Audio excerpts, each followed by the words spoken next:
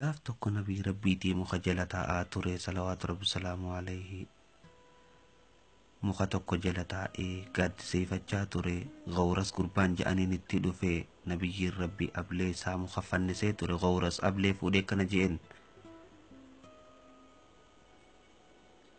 Arrasi qabe yaa Muhammad eentu sirraa na dhorka.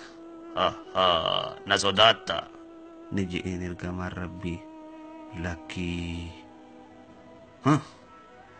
Eentu sirraa na dhorka dubo.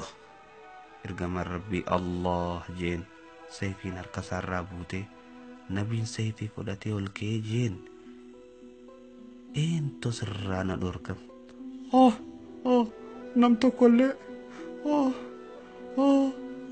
ta'i nama irra khayrii sayfii fudhatee. Ni jeen ergamaan rabbii. Ragaani baataa rabbi malee rabbiin biraa jiraachuu dhabu. Lakki garuu moo ragaan bahuu ammoo beellamaan siiseen kan nama si wajji wal loluu fi ifiifi si wajji wal lolle nama si wajji wal loluu wajjis hin dhufne. Karaa gadhiiseef. Kana kun kaan warra banii Qaynuqaa'i. Intalo maal barbaadde? Waan hin dhufeef naggata kiyya tokko jira kan hin dalagu mallaqa ho'i harkadheetu waa bituu barbaade abbaan dukkaana isa jira. Kunnoo gamana jiraa dhaquu dandeessa.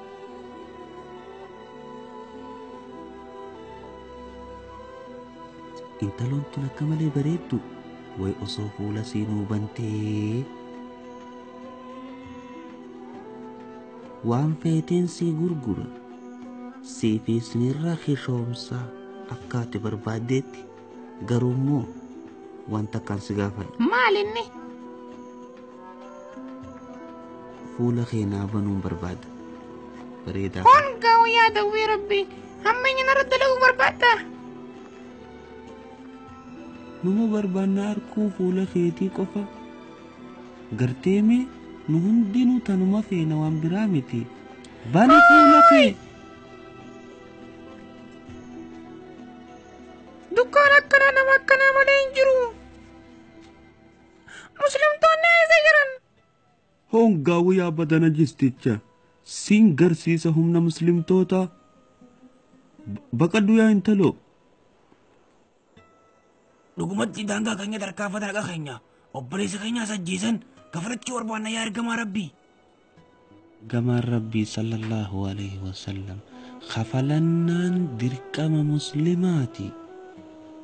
Bakka isaan jiranitti dhaynee lubbuu isaanii keessa dha'uu qabna akka fakkeenya warra biraatiif illee ta'an.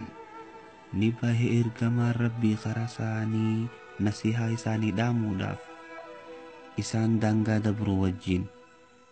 Rasuulli rabbii walitti qabe Yahudaa banii Qaynuqaa eegasini je'een yaa tuuta Yahudaa rabbii keessan sodaadhaa akka Qureeshiin tahinaa waan Qureeshi bu'ee isinif bu'a na beeytan akkaan ergamaa rabbii tahee amanaa kitaaba keessan keessaas ni jira ni beeytan hin kaadinaa.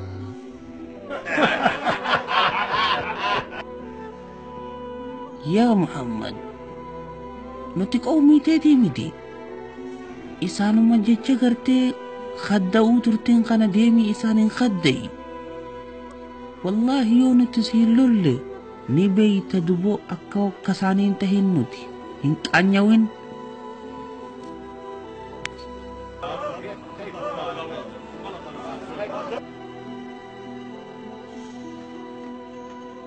Kana Muhammad jechuun isaa kanatti beellamanuu seenteeti. Mee eeysan nu dhufteeti nagiya taate yaa Gawras lubbuu sirraa muruu qabnaati nu kayaante. Eenyu akka lubbuun isaa muramtuun ilaallame as deema.